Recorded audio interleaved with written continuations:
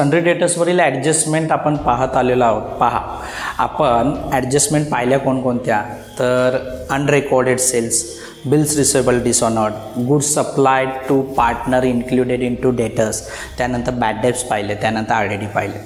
Sundry डेटर्सवरील शेवटची adjustment आहे reserve for discount on debtors. आपल्या कस्टमर्सकडून पैसे आपल्याला त्वरित मिळावेत यासाठी आपल्याला काहीतरी डिस्काउंट त्यांना द्यावं लागेल आणि हा जो काही डिस्काउंट द्यावा लागणार आहे त्यासाठी आपण प्रोव्हिजन करणार आहोत. त्याला reserve for discount on debtors म्हणतात.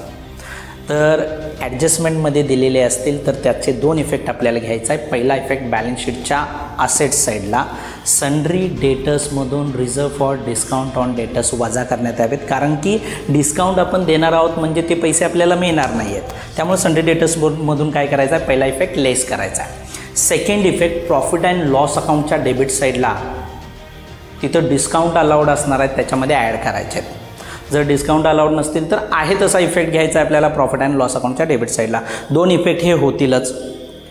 Reserve for discount on debtors जर ट्रायल बॅलन्समध्ये दिलेले असतील तर ते ओल्ड होतील आणि त्याचा एकच इफेक्ट आपल्याला घ्यायचा आहे, तो प्रॉफिट अँड लॉस अकाउंटच्या क्रेडिट साईडला.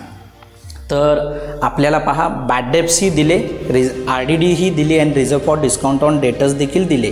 या तिन्ही ॲडजस्टमेंट दिल्या प्रॉब्लेममध्ये. तर पहिल्यांदा बॅड डेब्ट्सची ॲडजस्टमेंट होईल, त्यानंतर RDDची होईल आणि त्यानंतर रिझर्व फॉर डिस्काउंट ऑन डेटर्सची होईल.